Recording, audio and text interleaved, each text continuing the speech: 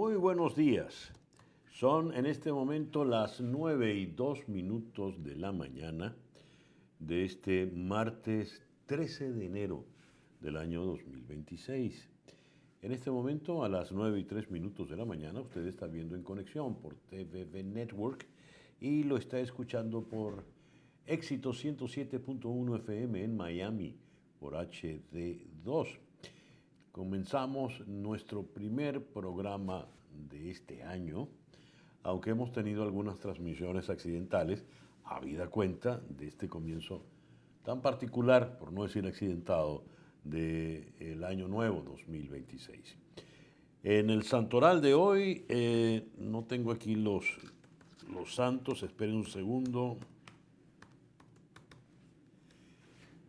Hoy es el día de San Hilario de Poitiers, San Agricio de Trèveris, Santa Juta y San Quentigerno o Quenticherno. En el calendario astrológico de Enrico Mariani tenemos a la luna menguando en el día de hoy en Escorpio. La luna de Escorpio es la luna de los cambios radicales y trascendentales. Es la luna buena para arrancar de raíz todo aquello que no sirva. Es la luna también de las bajas pasiones. Y es la luna de lo oculto, de lo esotérico. Así que es luna de brujas y de espías. Y también es la luna de la violencia y los celos. Esa luna va a cambiar a las 6:34 de la tarde de hoy, cuando entrará en una luna mucho más liviana y alegre, la luna de Sagitario. Pero de Sagitario hablamos en el día de mañana. En el nuevo formato que estamos estrenando en el día de hoy, vamos directo con nuestras entrevistas. En la gran sorpresa de este año arrancó no el 1 de enero para muchos, sino 2 días después, el 3 de enero, cuando en horas de la madrugada de Caracas, la ciudad capital de Venezuela se vio bombardeada por fuerzas militares de los Estados Unidos. La iniciativa, el bombardeo en puntos estratégicos de la ciudad, en establecimientos militares y en las adyacencias de la ciudad, en Mamo y en Higuerote, era para permitir que se crease una suerte de túnel para que entrasen 11 o 12 helicópteros que tenían a bordo fuerzas comandos del Delta Force del ejército de los Estados Unidos. ¿Cuál era la misión de esta Delta Force? Capturar vivos a Nicolás Maduro y a su esposa Cilia Flores, a la sazón la primera dama de la República o primera combatiente, como ella se gustaba llamar, o combatienta, como la llama la ahora presidenta encargada, Delcy Rodríguez. Les llevaron capturados a Estados Unidos, a la ciudad de Nueva York. La sorpresa, el estupor cundió entre todos, alegría en no pocos venezolanos, cuando Donald Trump informó en su red Truth Social que habían capturado a Nicolás Maduro y a Cilia Flores. ¿Dónde están Cilia Flores y Nicolás Maduro hoy? Pues están en el Metropolitan Detention Center, Centro Metropolitano de Detención en Brooklyn, uno de los 5 boroughs de la ciudad de Nueva York. ¿Qué características tiene este centro de detención? ¿Qué hay allí? Vamos a Nueva York. Allí está nuestra muy respetada y admirada Celia Mendoza. Querida Celia, muy buenos días. Gracias por estar con nosotros en la mañana de hoy. Muy buenos días, muchísimas gracias. Celia, antes de comenzar, mis mejores deseos en lo personal y en lo profesional para ti en este 2026. Muchísimas gracias, ser lo mismo. Celia, ¿qué características tiene este Metropolitan Detention Center? El Metropolitan Detention Center es un lugar que está caracterizado por los problemas que tiene de electricidad, por los problemas que tiene en el sentido de la falta de personal, de los pocos recursos que hay para las personas que están allí adentro. Fue creado en los años 90 para tratar de mover la población que se mueve de un lugar a otro. Estamos hablando de aquellas personas que no podían estar en el sistema de las cárceles locales, pero que se estaría movilizando hacia esta cárcel para tratar de tenerlos allí mientras que esperan por casos federales. Algo importante en este proceso es saber exactamente que esta cárcel, de hecho, ha sido criticada por organizaciones que no tienen nada que ver con el caso de Maduro, que estamos hablando de cárceles las cuales han tenido revisiones por organizaciones que lidian con los derechos de las personas detenidas y que al mismo tiempo estas personas obviamente han generado denuncias. Sabemos que en el 2024 un juez federal se negó a enviar a una de las personas que tenía lista para ser enjuiciada y que ya había sido enjuiciada, que estaba esperando sentencia, a esta cárcel en particular. Es una cárcel en Brooklyn que obviamente ha habilitado a más personas de Manhattan, porque se preguntarán por qué él está siendo detenido en Brooklyn si él tiene un caso en Manhattan. Y es porque la cárcel de Manhattan fue cerrada después de que Jeffrey Epstein se suicidara, lo que impidió en ese momento que se mantuviera abierta debido a una investigación. Y no está solo en esta cárcel Nicolás Maduro, aunque está en detención solitaria, también Cilia Flores lo está. Estamos hablando de que este lugar tiene a personas que han sido muy famosas. Estamos hablando del Ujú, mismo Puff Daddy, el cantante que está esperando obviamente su proceso, al mismo tiempo Luigi Mangione, este joven ujú. que de acuerdo a las autoridades habría matado al CEO de United Healthcare, también a Ghislaine Maxwell, quien fuera la pareja de Jeffrey Epstein, e inclusive a un colombiano extremadamente famoso, alias La Kika, quien fue Ujú. el responsable de bombardear un avión de la compañía Avianca. Así que es un lugar que ha tenido a un gran número de personas de alto perfil, pero que definitivamente tiene muchísimos problemas, infestaciones de ratas, desde luego, poca calidad para las personas en términos de comida y de cuido. Es un lugar que no se desea que nadie quisiera tener a una persona querida en ese lugar. Dices que tanto Maduro como Cilia Flores están en reclusión solitaria. ¿Qué Uh -huh. significa esto? ¿Está cada uno en una celda? Sí, primero que todo estamos hablando de que ella está en la zona de mujeres y hay una zona para hombres debido a la separación que existe en la cárcel. Pero Ujú. al mismo tiempo tenemos que recordar que debido al alto perfil que él tiene, porque el Chapo Guzmán también estuvo detenido ahí cuando se le hizo el Mira. traslado de Manhattan a Brooklyn, se les mantienen en solitario por dos razones, no solamente por el tema de la seguridad, de que no vayan a escaparse, pero también porque estas personas podrían haber otros reclusos, hay alrededor de 1.300 de acuerdo a la página oficial del Centro de Detención Metropolitana de Brooklyn, los cuales podrían hacerle daño a Nicolás Maduro y obviamente a Cilia Flores. Son personas que obviamente tienen sentimientos y generan sentimientos en las personas y no podemos negar que podrían haber Mm. venezolanos o personas de otras nacionalidades que no lo quieran a este señor y podrían ejecutar acciones dentro del centro penitenciario. Así que es la responsabilidad del gobierno mantener esa seguridad.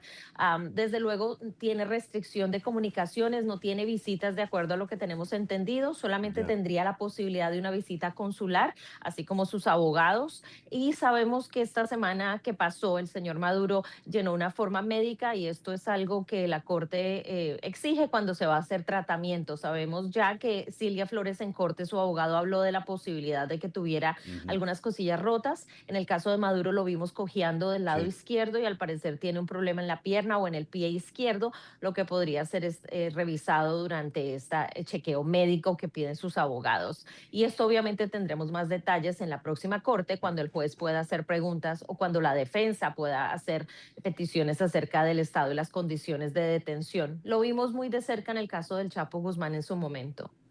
Celia, esa celda donde están recluidos, ¿qué tamaño tiene? ¿Qué objetos hay allí en la celda? ¿Tiene ventanas? ¿La puerta es hermética o es una reja? ¿Qué sabes de eso? Hasta donde sabemos sería una ventana muy pequeña que habría en cada una de ellas. De hecho, si vemos el edificio, se pueden ver Ujú. algunas pequeñas ventanas que existen. Sin embargo, no sabemos en qué ala de este lugar esté. La luz es mínima en la que entra. Hay un baño que tiene estas personas, que sería básicamente el inodoro y el área para lavarse las manos y una cama. Él está en solitario, no comparte la celda. Hay otras personas en este lugar que comparten celda. Él no estaría compartiendo celda con absolutamente nadie y tendría una puerta que se cierra completamente. Estamos hablando de esta típica puerta de metal que tiene una rejilla en la parte superior y nada más Ya. estaríamos hablando. Esta es la expectativa de lo que él tendría. Ahora, este lugar, como te digo, César, no es muy conocido en el sentido de dejar hacer tours o verificaciones, así que esto lo tendrá que verificar cada una de las personas. Pero aquellos que han estado dentro son los que han contado cómo son y la descripción de estas celdas y Ya. obviamente muchas de estas replican otros lugares similares como el de Manhattan donde estaba Jeffrey Epstein. De hecho, Jeffrey Sí. Epstein estaría en una celda un poco similar debido a las condiciones de aislamiento. Cuando dices, Celia, que están en solitario, ¿pasan allí las 24 horas del día? ¿En algún momento salen? ¿Cómo es la rutina del preso, del prisionero? Hasta donde tenemos entendido, ellos tendrían la posibilidad de salir a hacer una caminata diaria dentro del lugar o por lo menos en un lugar al aire libre de un tiempo determinado, pero no sería mucho tiempo. Estamos hablando de un máximo de 45 minutos a una hora. Esto es lo que tenemos entendido. Y obviamente reciben su comida en la misma zona donde se encuentran. Ellos no son llevados a los lugares públicos cuando hay otros reos en presencia debido al tema de seguridad. Sabemos que en el caso del Chapo Guzmán hubo varias quejas acerca de la televisión o el entretenimiento que recibía, que solamente había dos canales que podía él Ujú. sintonizar, y esto es algo que mantuvo diciendo constantemente, y esto es posiblemente lo que está sucediendo con Nicolás Maduro. Sí, así que su rutina diaria tendrá la posibilidad posiblemente de leer, habrá libros disponibles para ellos, no tendrá acceso a ningún elemento digital. En el caso de él hay una custodia mucho más intensa, tendremos que ver cómo se desarrolla y cuáles son las comunicaciones que logra tener. Por ahora no se ha sabido mucho acerca de ese tema. Recordemos que el único representante que hay en los Estados Unidos del gobierno en su momento de Maduro, ahora de Rodríguez, se trata del embajador ante Naciones Unidas en la misión de Mm. Venezuela, sería el señor Samuel Moncada, que está en Sí. Nueva York, aunque el mismo Diosdado Cabello aplaudía el hecho de que se restablecieran las relaciones diplomáticas para que hubiera representación consular y esto, según él, les ayudaría a que pudieran visitar a Cilia Flores y a Nicolás Maduro. Ahora, más allá de esto, sabemos que los abogados son los que estarían a cargo de esto. Su abogado principal es el señor um, Barry Pollack. Su Sí. oficina está en Washington, es decir, que él no vive en Nueva York, posiblemente esté visitando, pero la mayoría de lo que hemos escuchado son conversaciones telefónicas legales que ha logrado tener con Nicolás Maduro. Así que no sabemos si él esté manteniendo constantemente este tipo de comunicaciones, lo que significa que tendría acceso a estas llamadas telefónicas. Puede tener una televisión entonces, solo con dos canales, como sería en el caso del Chapo. Alguna emisora de radio podrá escuchar.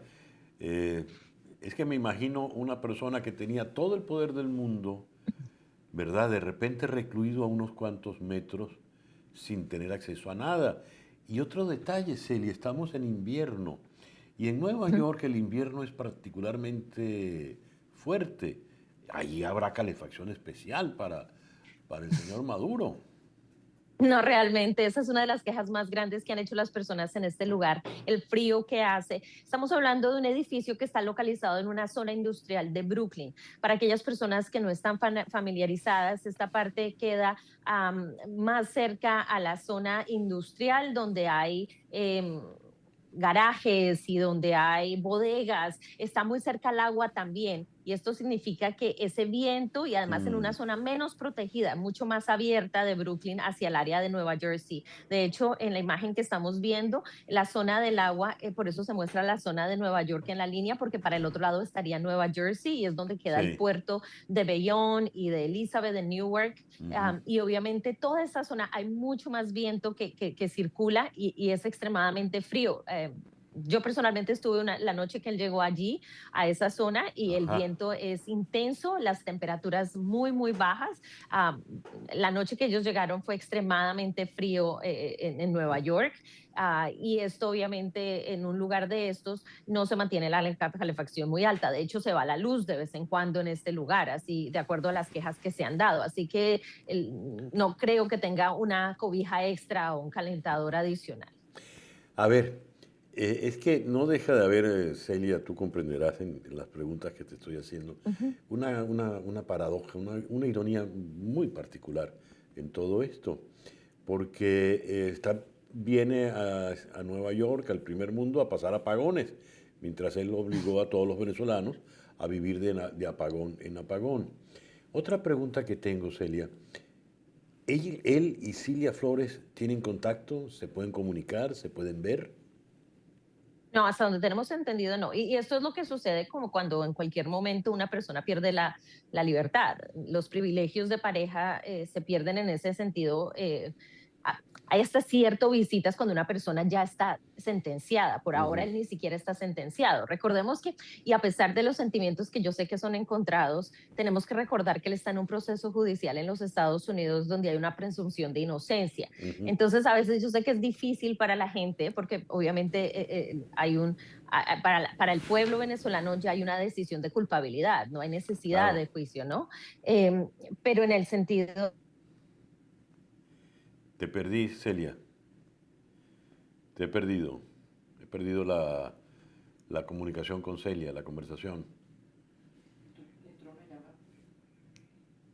Se- a ver, ya está reactivando la comunicación Celia Mendoza, con quien estamos hablando precisamente allá en la ciudad de Nueva York. No tenemos tu audio, Celia. A ver, vamos a ver. Él va a estar allí hasta las próximas audiencias judiciales y la próxima audiencia estará. Celia, estás de nuevo con nosotros. Estábamos hablando de la dificultad para que la posibilidad de que se encuentren, se vean, se hablen Cilia Flores y Nicolás Maduro, que en definitiva son esposos, ¿no? Adelante, Celia. Así es, sí, definitivamente, a pesar de que haya una relación de pareja, los dos están enfrentando cargos criminales en una corte federal. Lo que explicaba en el sentido de la relación de la presunción de inocencia es que a pesar de que hay una presunción de inocencia, Ujú.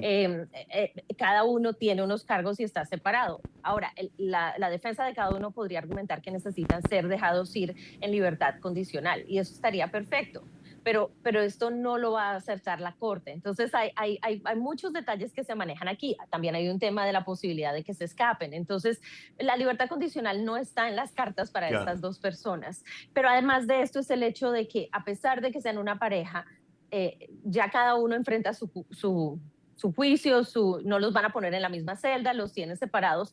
Además, porque recordemos que en detención la otra persona puede significar un riesgo para uno para el otro, porque no sabemos qué pasa en la mente de las personas cuando están en estas condiciones. Y Ujú. entonces, de la misma manera que se le está protegiendo de otras personas, la cárcel tiene que protegerlos de ellos mismos. Por eso es que ustedes ven que ellos no tienen zapatos con cordones o no tienen ningún tipo de cosa de este tipo. Tienen chancletas o tienen estos elementos, porque específicamente estamos viendo que en estos casos ellos quieren protegerlos de que vuelva a suceder algo similar a lo que sucedió en la cárcel de Manhattan con Jeffrey Epstein, que Exactamente. ellos que no hayan suicidio, porque también para el mismo venezolano me imagino que habrá este sentimiento de qué puede pasar si Nicolás Maduro se llegara a quitar la vida en prisión sin ir a una corte. O sea, ese tipo de sentimientos no los podemos dejar a un lado y obviamente lo que ellos están haciendo. Celia, ya como última pregunta, comentaste en algún momento que cuando él sale no comparte con otros prisioneros, sobre todo por medida de seguridad, no vaya a haber alguna agresión, dada el carácter público de este individuo, agresión de alguien. Pero sobre todo si hubiesen prisioneros venezolanos. ¿Hay prisioneros venezolanos en esa celda? Tendríamos que averiguar, pero es posible. Estamos hablando de una cárcel federal de 1.300 personas. Es Ya, imposible en la población que no exista, y si no es un venezolano, alguien que tiene una conexión con el mundo venezolano. claro, claro. Colombianos estuvieron ahí, alias La Kika estuvo detenido ahí. Ujú. Así que esto es algo que, porque, a ver, en su momento también estuvo Cliver Alcalá, en su momento también estuvo el Pollo Carvajal, pero ellos ya terminaron sus juicios, Ujú.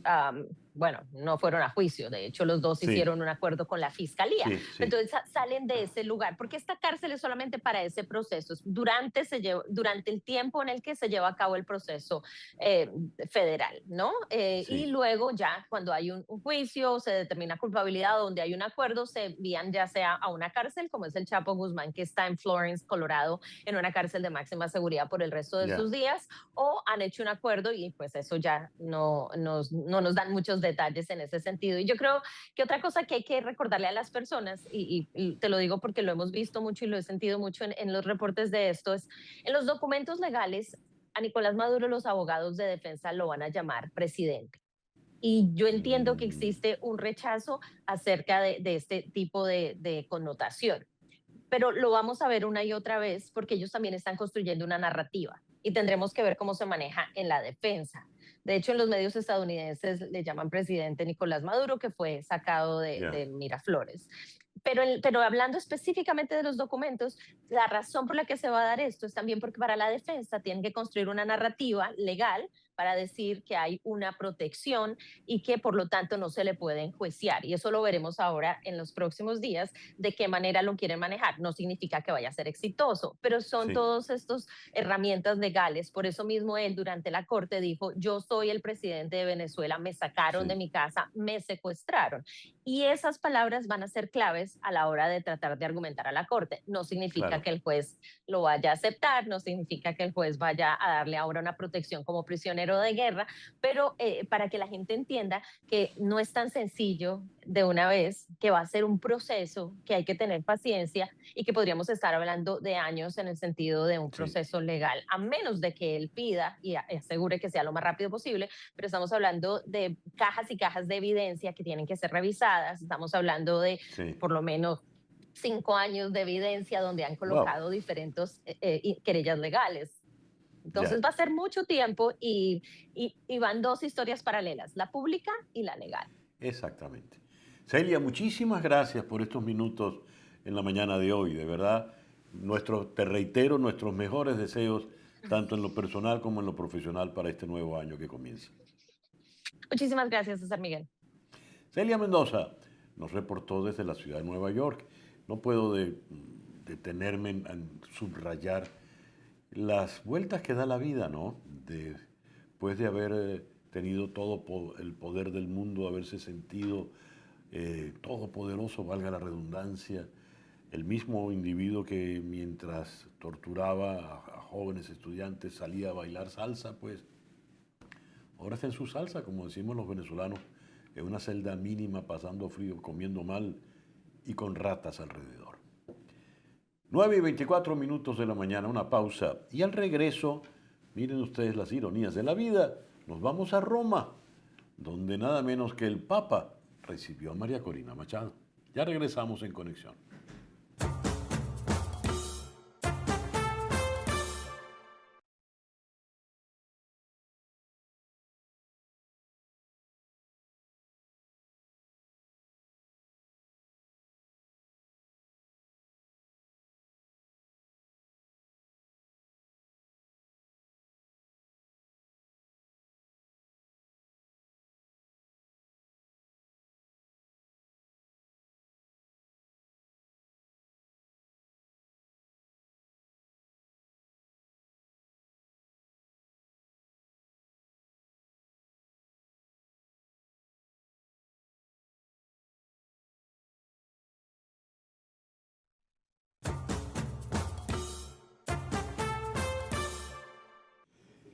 Son las 9:28 de la mañana, aquí en Conexión. Al dar la hora, estoy dando la hora del este en los Estados Unidos. Recuerden que nosotros estamos transmitiendo desde la ciudad de Miami. Leo que el Papa León XIV, sí, leo que el Papa León XIV, tras la captura de Nicolás Maduro, dijo tener con el alma llena de preocupación. El bien del amado pueblo venezolano debe prevalecer sobre cualquier otra consideración y llevar a superar la violencia y emprender caminos de justicia y paz, garantizando la soberanía del país. Cuando luego recibe al cuerpo diplomático en la salutación del Año Nuevo, se refiere dice, hablando de Venezuela, les exhorta a construir una sociedad basada en la justicia, la verdad, la libertad y la fraternidad, y recuperarse así de la grave crisis que aflige al país desde hace muchos años. Y pidió entonces respetar la voluntad del pueblo venezolano y comprometerse en la tutela de los derechos humanos y civiles de todos y en la construcción de un futuro de estabilidad y concordia. Palabras importantes del sumo pontífice. Ahora bien, de manera sorpresiva, sin que hubiese un anuncio previo, en el día de ayer, el Papa recibe en audiencia privada a María Corina Machado. ¿Cómo se dio esta reunión? ¿Qué trasciende de esta reunión? ¿Qué sabemos de ella? Vamos a Roma, donde está la periodista Marinelis Tremamono. Marinelis, muy buenos días. Muchas gracias por atendernos. Bueno, buenas tardes para ti allá al otro lado del océano. Gracias, César Miguel. Es siempre un placer conversar contigo.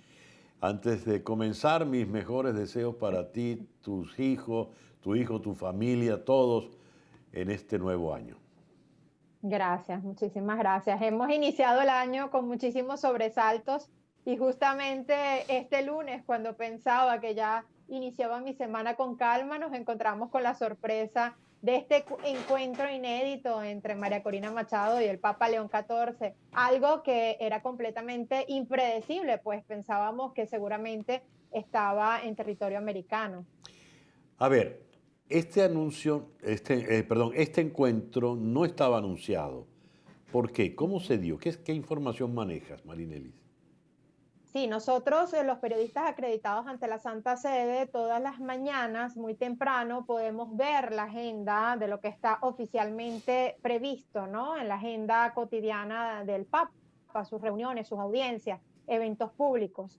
En la primera hora de la mañana, el encuentro no estaba previsto. Luego, al mediodía, recibimos el boletín por correo electrónico a las 12 en punto, en donde nos informan las audiencias que efectivamente se llevaron a cabo, las audiencias privadas, y donde se incluyen alguna otra información adicional, decisiones o documentos que haya firmado, obispos que haya nombrado, etcétera, ¿no? Sus actividades diarias.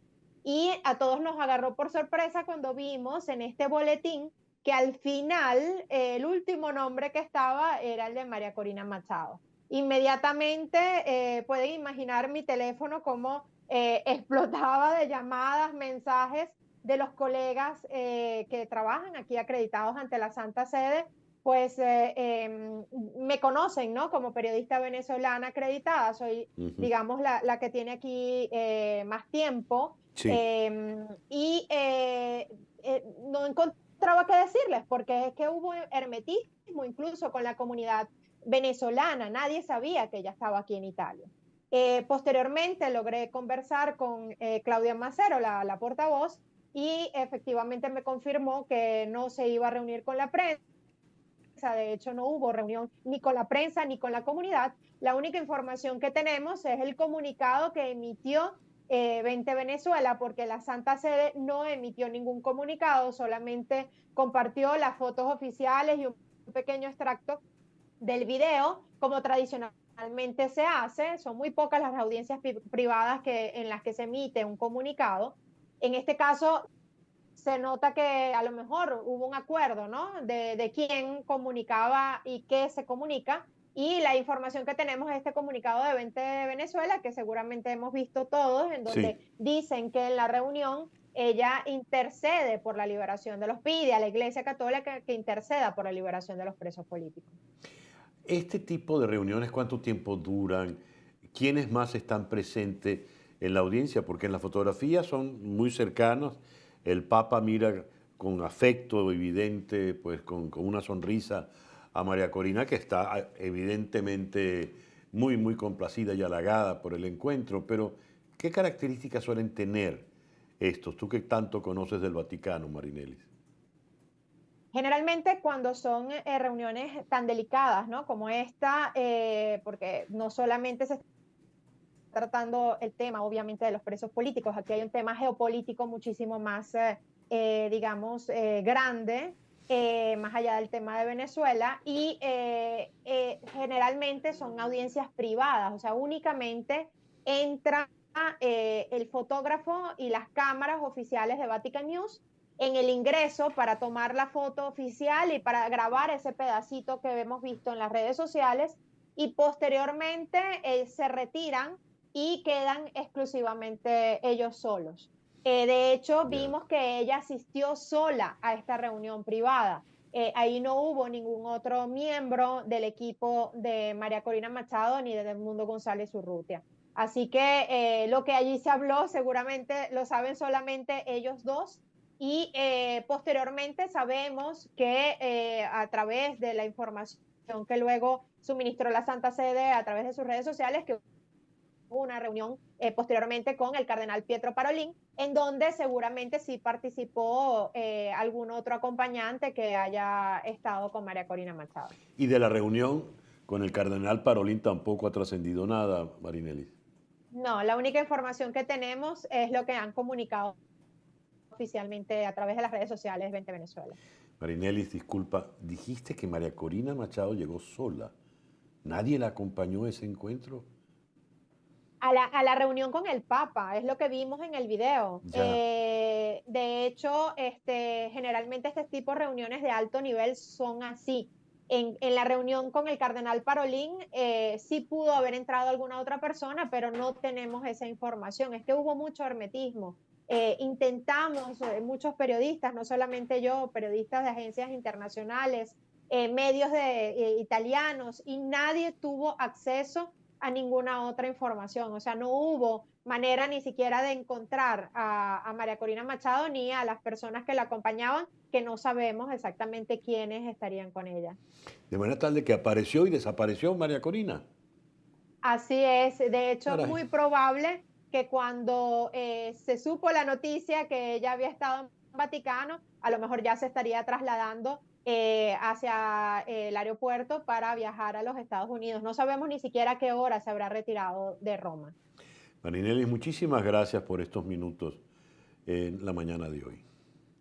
Gracias, César. Yo quisiera, antes de despedirme, resaltar, y esto lo digo con toda responsabilidad, porque hay como un sentido de tristeza del pueblo venezolano sobre las posiciones anteriores del Vaticano. Sí. Y quisiera resaltar que yo creo que es muy simbólico y muy importante esta reunión, Claro. pues, y es una evidencia de que hay una diferencia entre este pontificado y el pontificado anterior. De hecho, estas últimas palabras del Papa, cuando habla de caminos de justicia y paz, creo que son fundamentales. Nunca habíamos oído hablar de la palabra justicia en el pontificado anterior, y en este caso vemos que él lo evidencia, y además creo que va muy en línea con lo que es su pontificado, y recuerda también a San Juan Pablo II, ¿no? Que hablaba de Sí. que no era posible una paz sin justicia. Ese gran mensaje del año 2002 de San Juan Pablo II. Entonces creo que esa reunión, aunque han habido muchas críticas, creo que sin duda puede ser positiva para nuestro país. Evidentemente, muy pertinente tu observación, tu puntualización, Marinelis, y te la agradezco en lo personal de verdad. Muy pertinente. Gracias, César. Feliz día. Feliz día. Marinelis Tremamuno, directamente desde Roma.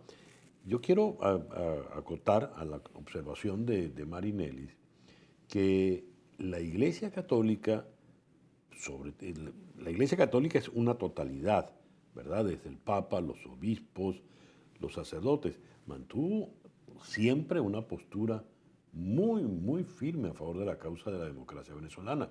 No estoy hablando del Papa Francisco, pero hay que recordar todas las posturas muy firmes del episcopado venezolano, que se la ha jugado completa en esta causa, y allí está el caso muy emblemático de nuestro muy apreciado y respetado cardenal Baltasar Porras.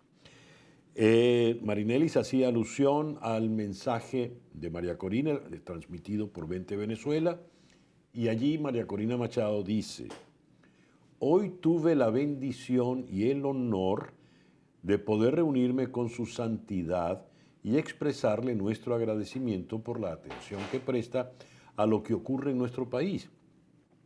También le transmití la fuerza del pueblo venezolano, que se mantiene firme y en oración por la libertad de Venezuela, y le pedí que interceda por todos los venezolanos que permanecen secuestrados y desaparecidos.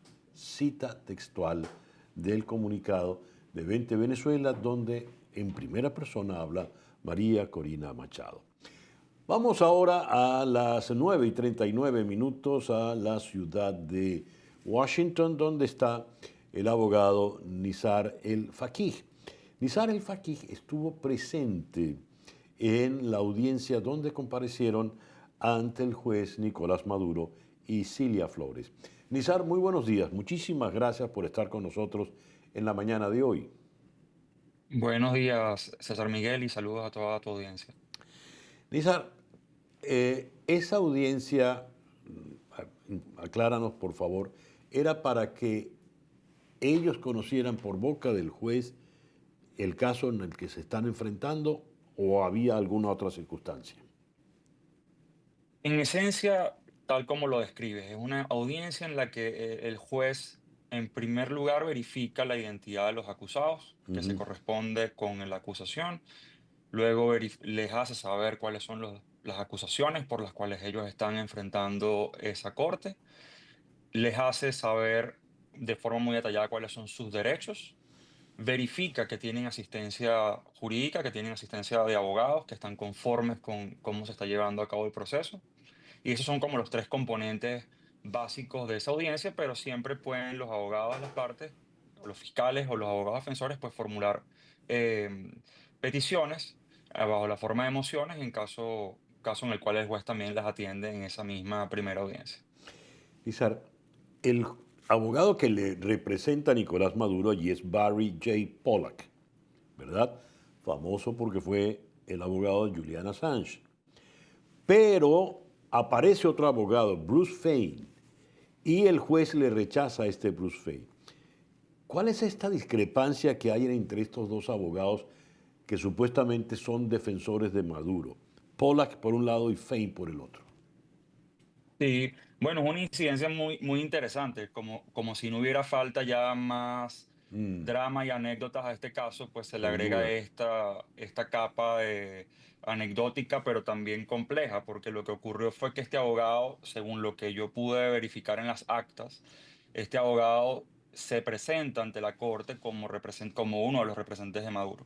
Aquí, César Miguel, en Estados Unidos, en las cortes federales, cuando uno se presenta como abogado o representante de una persona, el juez cree en tu palabra, parte de la buena fe. No tienes que Ujú. presentar poderes especiales, notariados, registrados, o cumplir Ya, con todos los protocolos que se cumplen en Venezuela o en Latinoamérica. ya. Y él se presenta ante el juez como uno de los abogados de Maduro, el juez lo acredita, lo incorpora al proceso, y luego sale el otro abogado y efectivamente reclama que él ha sido nombrado por Maduro, ante lo cual replica que él pide al juez que traiga a Maduro desde el centro de detención, lo traiga a una audiencia privada en la corte de Nueva York para que se pueda dilucidar este problema.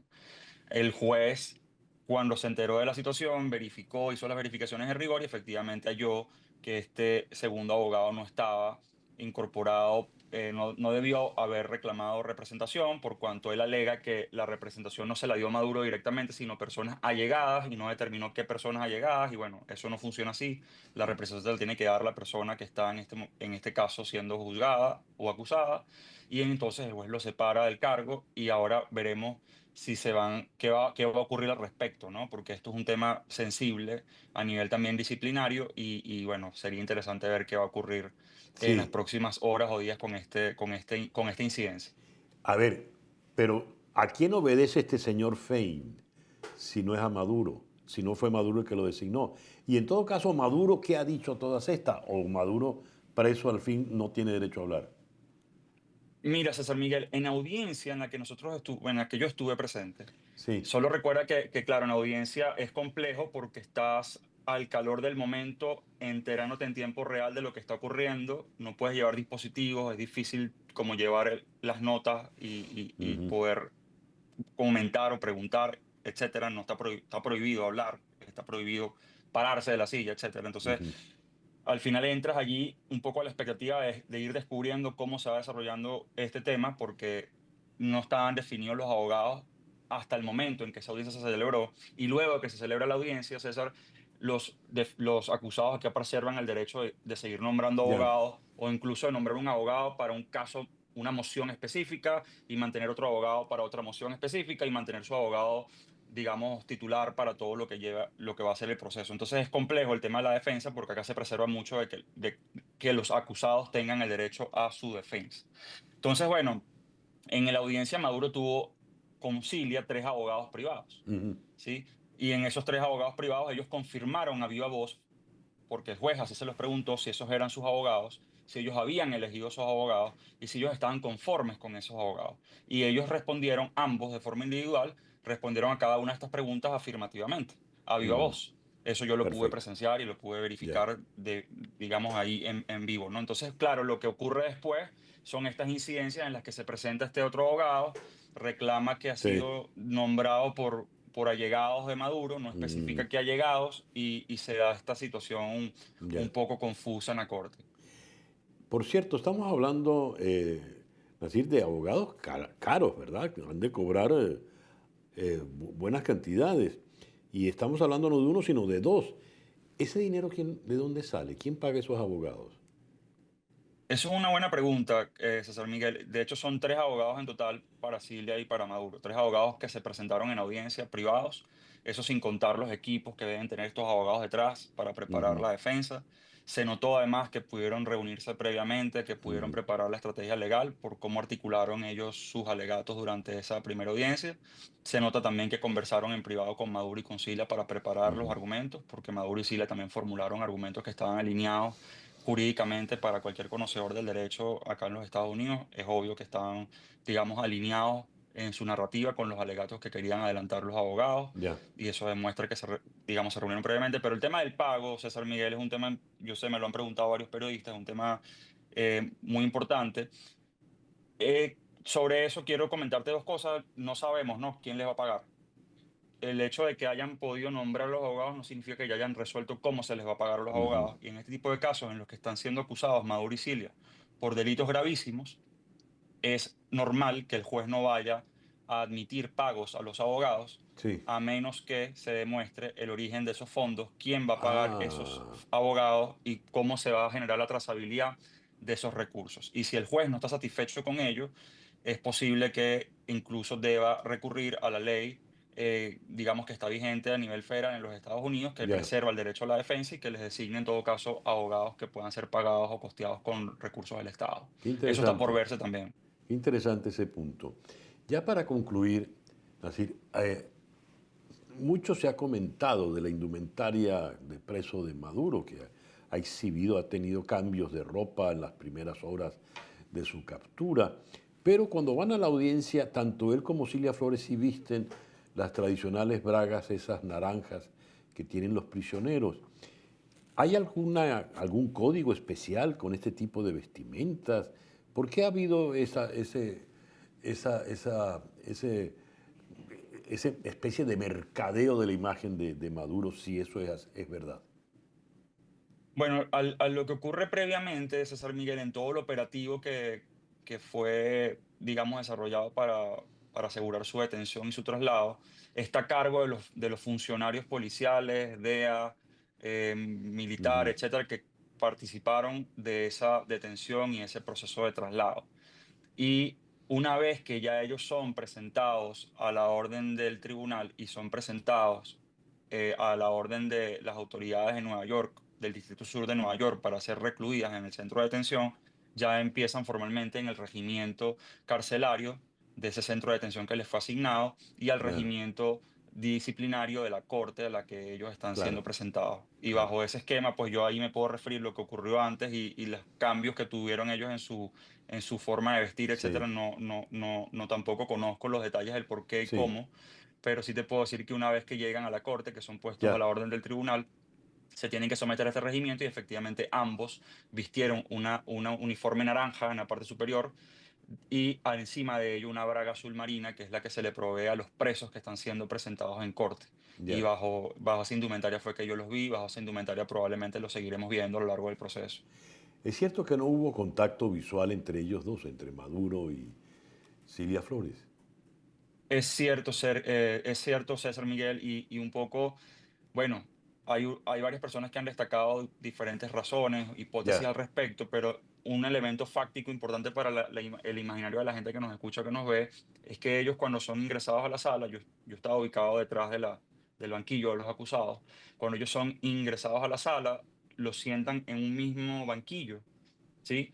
Y Maduro está sentado al lado derecho, a su lado derecho tiene un abogado, a su lado izquierdo tiene otro abogado, luego está Cilia Flores y luego está un tercer abogado a la mano izquierda de Cilia. Entonces, entre ellos dos había un abogado de por medio Mm, y era, digamos, físicamente complejo que ellos pudieran comunicarse, porque en la corte no te puedes comunicar, ya. sino nada más hacia el juez.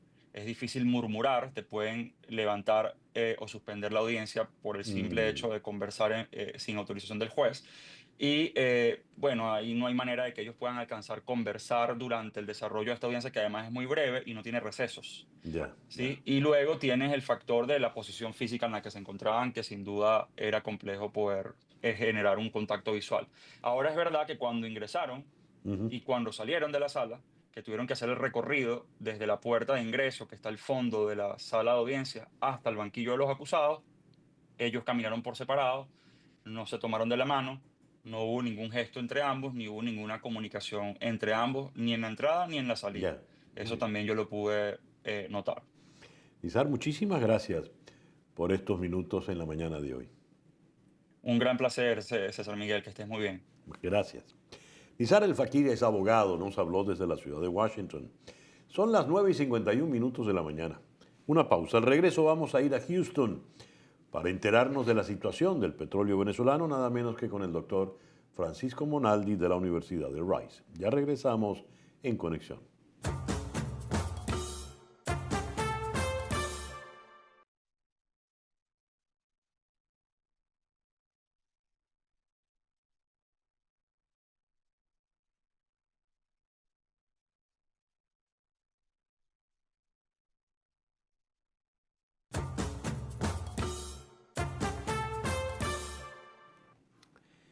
El presidente Donald Trump, quien recién ha publicado a bordo del avión Air Force One, por lo visto ese es el sitio donde ocurren las grandes revelaciones últimamente, publicó no sé cómo se llama esto, un post, donde a su fotografía le agregaba Acting President of Venezuela, presidente interino de Venezuela. Bueno, ya Venezuela dejó de ser, a efectos del presidente Trump, la República Bolivariana de Venezuela, ahora es solo Venezuela, y él es el presidente interino.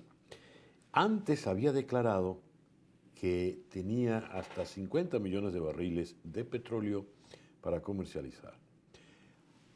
Antes se había reunido con los grandes capitanes de las principales empresas petroleras de Estados Unidos y de Europa. Allí trascendió, pidió una inversión millonaria para recuperar la industria petrolera venezolana y de esa reunión pues han surgido ofertas y fracturas. En el caso de Exxon, por ejemplo, o en el caso de Chevron, por otra parte. ¿Cuál es la realidad del negocio petrolero venezolano hoy por hoy, luego de la captura de Nicolás Maduro? Ese petróleo, ese negocio petrolero está realmente en manos de Donald Trump. ¿Cuál es el rol de Donald Trump entonces ahora?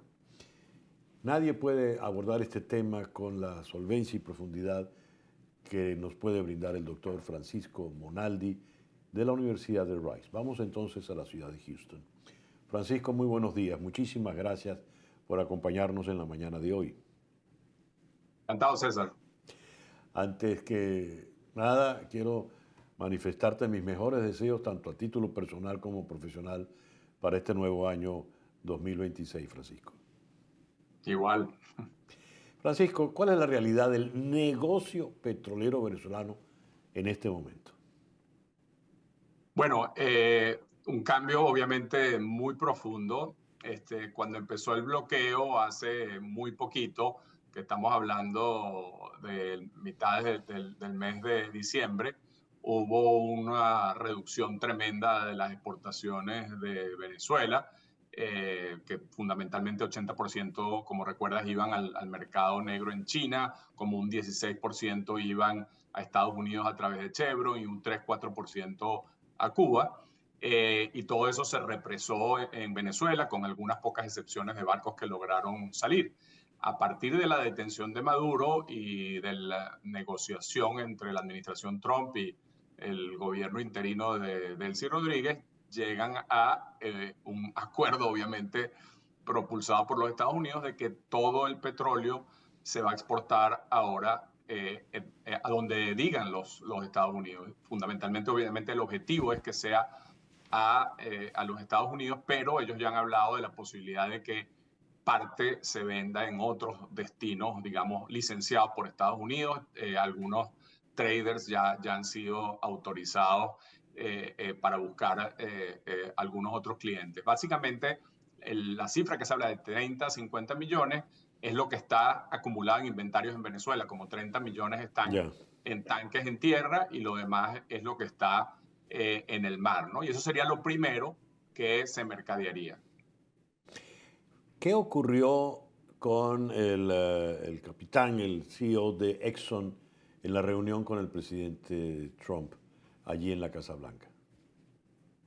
Bueno, fíjate, en esa reunión naturalmente había posiciones muy diferentes porque las empresas tienen situaciones muy diferentes, ¿no? Chevron, que está en Venezuela, básicamente lo que tiene es que seguir con su plan de inversión, usando su flujo de caja, quizás lo va a acelerar un poco, pero ellos están en una situación completamente diferente, con contratos, con gente en el terreno, etcétera, etcétera. Después tenemos a Conoco y Exxon, que fueron empresas expropiadas. En el caso de Conoco se le deben 12.000 millones de dólares, en el caso de Exxon como 1.5 mil millones de dólares. Y Exxon, por supuesto, tiene muy pocos incentivos para regresar hasta que no estén dadas todas las condiciones desde el punto de vista legal, de legitimidad, etc.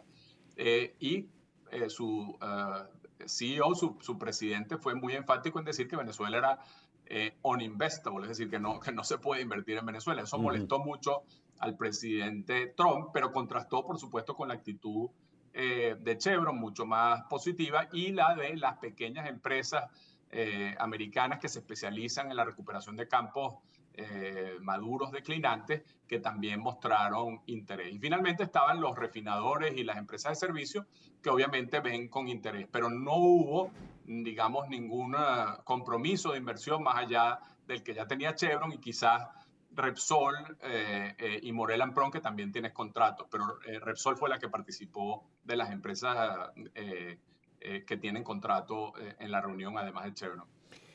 El presidente Trump dijo que van a invertir al menos 100.000 millones de dólares para reactivar la industria petrolera venezolana. ¿Tiene sentido la cifra? ¿Es un hecho que se va a invertir esa cifra?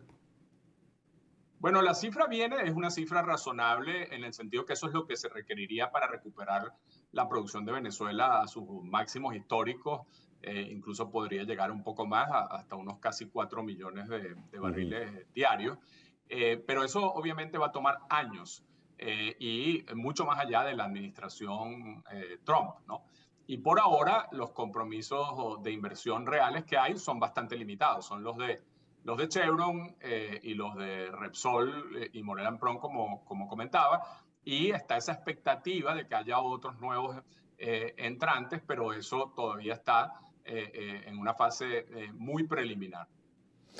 Francisco, hay algo que me cuesta entender. ¿Cómo funciona el negocio? ¿Quiénes son las partes contractuales? ¿Quiénes firman el documento? ¿Quién paga? ¿Quién cobra? Generalmente, tradicionalmente, nosotros teníamos el ministerio que se encargaba de la energía, el ministerio del petróleo, como se quiera llamar, y la empresa petrolera, ¿verdad? En los tiempos de Chávez se unieron las dos instancias en una sola persona. Pero hoy por hoy, en tiempos ahora de Donald Trump, diciendo como él afirma que es Acting President of Venezuela, ¿quién maneja realmente el negocio? ¿Cómo se estructura?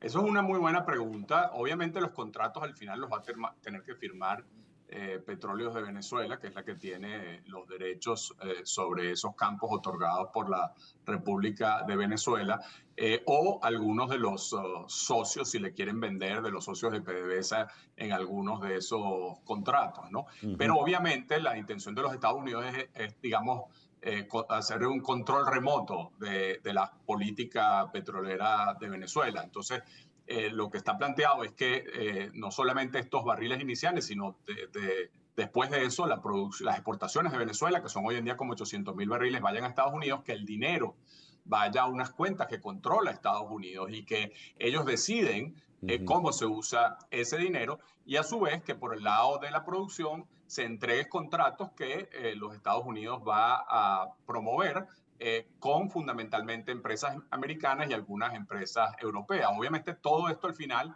lo tiene que firmar el gobierno venezolano, y por supuesto eso plantea una cantidad de dudas, en particular, dado que es un gobierno que Estados Unidos considera no legítimo, una Asamblea Nacional que tampoco considera legítima. Entonces hay una cantidad aquí de detalles y de potenciales obstáculos en la ejecución de estas ideas. A ver si entendí, Francisco. Una empresa de Estados Unidos hace el negocio del petróleo y le paga al gobierno de Estados Unidos directamente, y es el gobierno de Estados Unidos el que va a decidir qué dinero envía a Venezuela y a quién se lo da en Venezuela. ¿Es así más o menos? Eso es lo que ellos están planteando. Falta ver qué tan pragmático es el manejo digamos, de esos recursos, porque si como está diciendo el gobierno de Estados Unidos, solo se va a poder usar para aquellos importadores que ellos designen y que tienen que ser empresas americanas, eso va a generar un embudo tremendo en las importaciones hacia Venezuela y en la capacidad de invertir, por ejemplo, de petróleos de Venezuela. O sea que estaríamos hablando solo que ocurriría una inversión muy específica en esos proyectos petroleros en que participen empresas americanas y europeas, pero todo el resto del aparato productivo de Venezuela tiene que pasar por una autorización. Cualquier empresa que quiera comprar dólares tendría que, en realidad, básicamente, contratar a una empresa americana, y que esos dólares se le entregarían a la empresa americana que exportaría a Venezuela. Entonces, es una situación que podría ser una especie de Cadivi administrado por Estados Unidos, a menos que el pragmatismo lleve a un mecanismo más, digamos, generalizado de que cualquier importador pueda acceder a esos dólares. ¿Terminará Estados Unidos nombrando al nuevo presidente de PDVSA, que puede ser un ciudadano estadounidense? No creo que se esté planteado por ahora. Creo que lo que sí es que va a tener que ser una persona que obviamente esté dispuesta a trabajar en coordinación muy cercana a los Estados Unidos, si es que esto va a funcionar. Pero el rol de PDVSA sin duda va a seguir siendo muy importante, porque en Venezuela todos los contratos los firma PDVSA, y de hecho la ley dice que ellos son los accionistas mayoritarios. Y está este otro tipo de contratos que inventaron con la ley antibloqueo, que llaman los CPP, contratos de participación productiva, pero también los firma PDVSA. ¿No habrá posibilidad de un cambio legal, de un cambio jurídico, habida cuenta que ahora todo es muy obsecuente hacia la voluntad de la Casa Blanca? No dudo que eso esté planteado, pero ahí veo el obstáculo que te decía de la legitimidad de la Asamblea Nacional. Yo creo que para que alguna de estas cosas tenga durabilidad, tenga realmente capacidad de atraer inversiones de largo plazo, requiere un consenso nacional, no puede ser impuesto unilateralmente por los Estados Unidos, y requiere obviamente la opinión y la aprobación de la oposición venezolana, dado que está planteado que viene una transición política. Entonces, ¿qué sentido puede tener un gobierno ilegítimo firmando algo presionado internacionalmente? ¿Qué durabilidad para una empresa tiene eso? Claro, te hago todas estas preguntas, Francisco, porque es que me sigue haciendo mucho ruido esa inmensa, descomunal cifra de 100.000 millones de dólares. ¿De dónde van a salir? ¿Quién los va a administrar? ¿Quién los va a distribuir? Evidentemente, si entendemos y asumimos como pertinentes las palabras del presidente Trump, todo eso va a ser manejado por él de manera directa. ¿Es así? Bueno, fíjate, hay dos cifras que hay que separar aquí. Una es lo que invertirían, él se está refiriendo a empresas americanas Sí, poniendo su dinero en la inversión. La otra es las exportaciones venezolanas que pueden ser, podemos estar hablando de 14.000 millones de dólares, por ejemplo, en un año. O sea que estamos hablando de que serían muchos años de incluso digamos, de ingresos por exportaciones, si estuviéramos hablando de esa cifra, pero son dos cifras diferentes, en el sentido de que los 14.000 millones de dólares, vamos a poner que ese sea el número, que se van a generar en ventas a los Estados Unidos, parte de eso es del Estado venezolano, eso puede ser que se ejecute con el control de los Estados Unidos, pero eso lo que tiene que ir es a importaciones en Venezuela, eso tiene que ir a abastecer al mercado cambiario venezolano, de lo contrario la economía venezolana se queda completamente parada. Y por otro lado, tiene que venir esos capitales internacionales ya. para invertirse al sector petrolero. Francisco, en alguna pregunta el presidente recibe a 4 reporteros del The New York Times y le preguntan por la administración, esa especie de protectorado que tiene el presidente Trump y la Casa Blanca sobre Venezuela. ¿Cuánto puede durar? 3 meses, 6 meses, un año más. Y el presidente Trump respondió rápidamente, dijo, mucho más tiempo. Habida cuenta que el interés fundamental de él está en el asunto petrolero, entonces este proceso de transición podría durar mucho tiempo. La pregunta en concreto, ¿cuánto tiempo se necesita para medianamente poner a funcionar con cierta solvencia a nuestra industria petrolera? Mira, al final va a depender de si se pueden crear las condiciones que hagan que los inversionistas estén dispuestos a hacer inversiones grandes de largo plazo, porque lo que van a traer, si no se logra eso, son solo estas inversiones de ciclo muy corto, que se recupera el dinero en un año, pero que solo van a llevar a un incremento de producción modesto. Fuera de eso, puede que lo de Chevron y Monel Prom, y Repsol, pero estamos hablando de una fracción de lo que sería la recuperación del sector. La recuperación del sector requiere grandes inversiones en infraestructura de largo plazo y nada de eso se va a realizar sin claridad institucional, sin legitimidad política, sin un consenso de largo plazo, y eso por ahora no parece posible, ¿no? Entonces creo que es difícil que se concrete una recuperación sostenida si no se dan esas otras precondiciones. Francisco, por favor, ¿podrías precisar 2 conceptos muy delicados que acabas de mencionar? Institucionalidad y legitimidad política. Bueno, porque fíjate, a la larga, el sector petrolero es un sector que trabaja en horizontes de 30 años. Tú haces una inversión de miles de millones de dólares y recuperas esa inversión en décadas. Ya. Entonces, tú no puedes invertir si el que te firmó el contrato es sospechoso de tener legitimidad para hacerlo, porque, por ejemplo, como es el caso de la Asamblea Nacional actual, y tampoco si crees que va a haber un cambio político, ya sea en Estados Unidos o en Venezuela o en la relación entre los dos países, que haga que eso no se pueda ejecutar. Entonces, son muchos factores que se tienen que alinear y yo creo que requieren una transición política en Venezuela. En el camino puede haber un régimen transicional para traer algunas inversiones, pero en las verdaderas grandes inversiones van a esperar a tener mucha claridad en todos estos aspectos. Una última pregunta, Francisco. Pongamos que el presidente Trump te convoca a la Casa Blanca y te dice, doctor Monaldi, usted es una autoridad en el mundo del petróleo, quiero que me dé un consejo fundamental para poder proceder de manera pertinente y satisfactoria. ¿Cuál le darías? Yo le diría que la clave en Venezuela es la institucionalidad, que es una ilusión creer que se puede imponer cosas que no van a tener durabilidad, y que una actividad fundamental es construir esa institucionalidad que Sí. requiere una transición política, ¿no? Que de lo contrario, lo que tiene que es, digamos, apoyar a las empresas que ya están en Venezuela y quizás hacer unos esfuerzos temporales transicionales, pero lo fundamental está en el tema institucional. En Venezuela los riesgos no son geológicos, no están debajo de la tierra, están encima de la tierra, son riesgos políticos. Voy a guardar esa frase, Francisco, me la voy a quedar, por favor, y siempre te daré el crédito. Muchísimas gracias, Seguro. muchísimas gracias por estos minutos en la mañana de hoy. Un gusto como siempre. Francisco Monaldi de la Universidad de Rice nos habló desde la ciudad de Houston.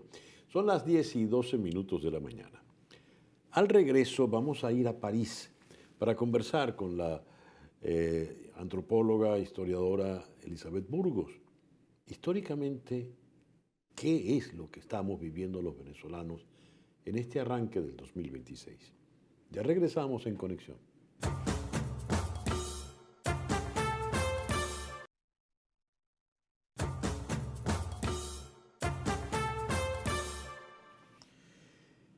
A las 10:15 de la mañana, hora del este, aquí en los Estados Unidos, vamos ahora a París, donde se encuentra la historiadora y antropóloga Elizabeth Burgos.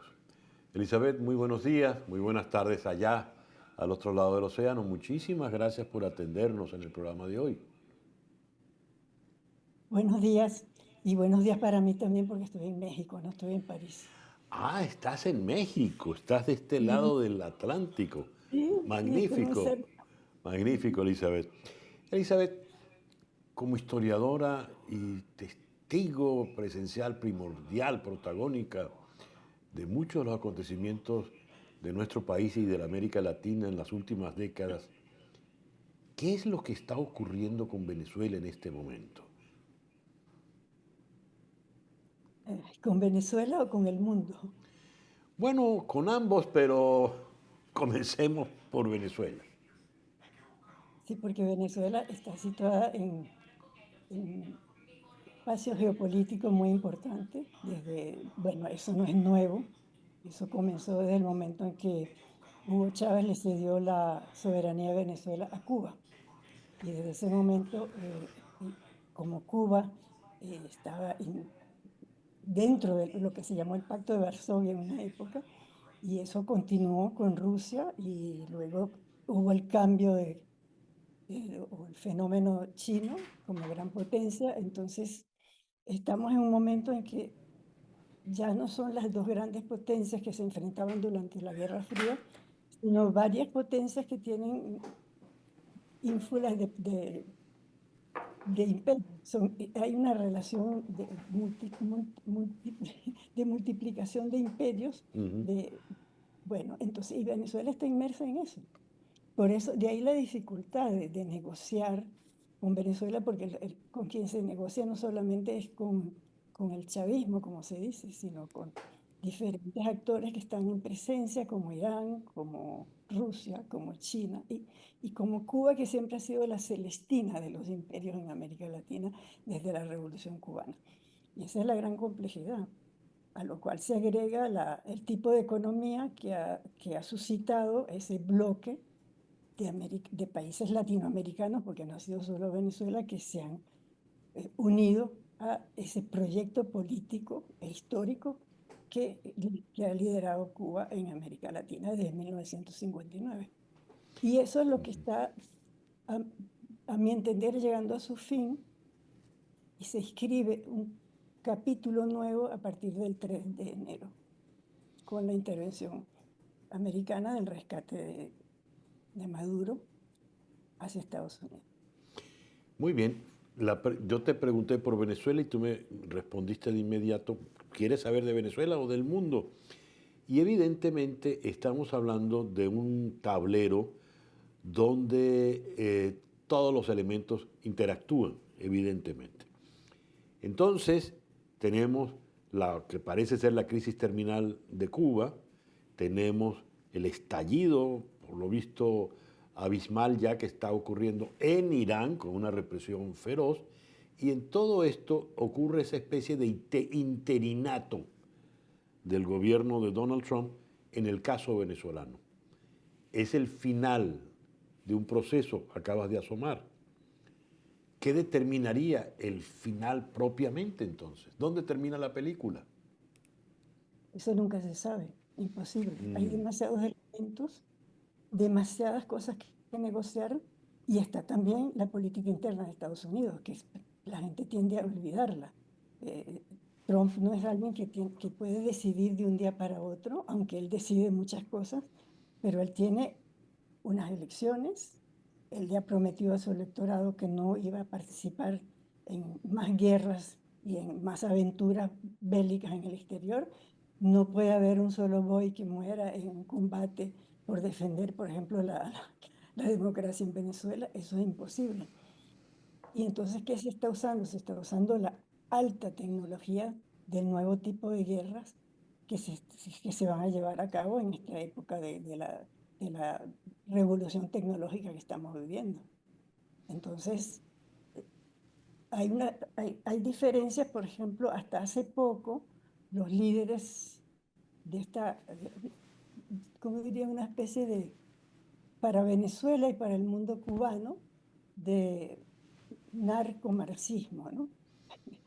Porque es así, ¿no? Hemos llegado, por ejemplo, el apoyo de Jean-Paul Sartre a Ignacio Ramonet, es decir, a la mediocridad, al tardocastrismo, yo llamo el tardocastrismo, de Pancho Villa y de Zapata al Chapo Guzmán, del Che Guevara a Escobar, y fue el que montó todo el origen de esta economía de la cocaína, que es un asunto muy serio para América Latina, muy serio, porque se ha utilizado un producto que surge de América Latina, que nace allí, que se cultiva allí, pero por primera vez en la historia de América Latina, que siempre ha sido exportadora de materias primas, por primera vez tiene una materia prima que procesa en América Latina y la vende ya directamente al consumidor, y se ha convertido en un producto mundializado. Es decir, la mundialización, los productores de cocaína la están utilizando. Ahora, eso se ha convertido en una real economía. Hasta ahora, eso había sido aceptado incluso por Estados Unidos, porque mucha gente ganaba dinero, incluso los bancos. Ahí hay todo un entramado de una economía real.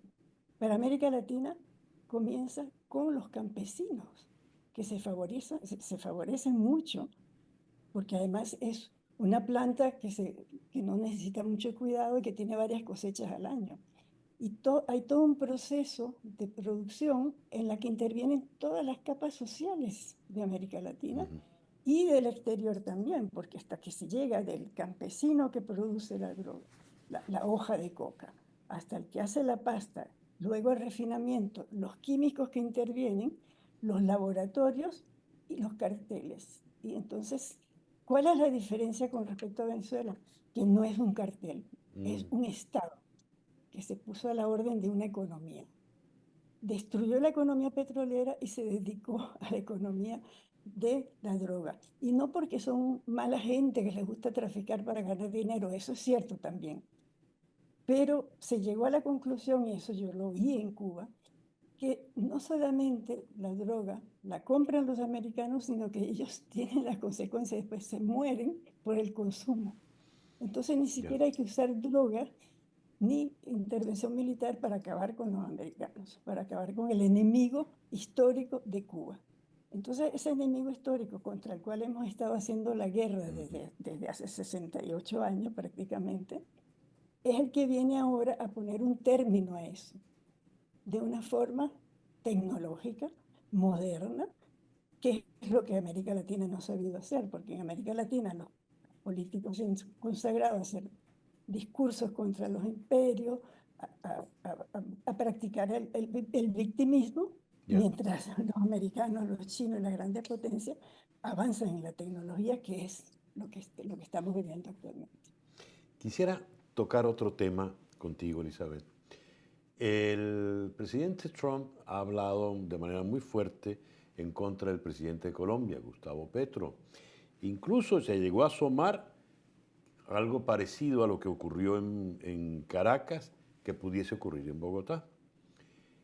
Pero se da una conversación telefónica, incluso se da delante de los reporteros de The New York Times, de una hora de conversación entre Donald Trump y Gustavo Petro. El País en Madrid titula con la frase de Petro diciendo, yo temí que me fuera a pasar lo mismo que a Maduro. Pero al término de esa conversación, al parecer, hacen las paces Petro y Trump dice que descarta cualquier acción militar en Colombia. ¿Qué pasó con Petro que no pasó con Maduro, habida cuenta que son tan afines ellos dos? Elizabeth. Maduro se dejó engañar por lo que es cierto, el poderío cubano de los servicios de inteligencia y de su entrenamiento militar. Y él creyó que era invencible, que era intocable porque tenía a su anillo de seguridad cubano. En cambio, Petro todavía, como Colombia es un país que ha defendido mucho la democracia, lo que no hizo Venezuela, Petro no tiene la posibilidad de ser totalmente, a pese a que lo está tratando de hacer, ¿no? Hacer lo mismo con la modificación de la Constitución, sacar toda la plana mayor de la jerarquía militar que había luchado contra la guerrilla, es decir, todo lo que se hizo en Bolivia también.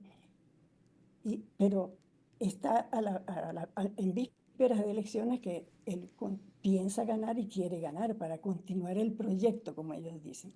Entonces, la presencia cubana en Colombia todavía, la influencia cubana no ha sido tan fuerte porque es que Chávez le entregó a Venezuela a Cuba, la entregó. Colombia todavía no está entregada completamente, hay oposición, hay una justicia todavía que funciona, no ha habido una constituyente que transforme la constitución y se haga una constitución a la medida del famoso proyecto revolucionario y antiimperialista. Entonces, ¿qué hizo Trump con Petro?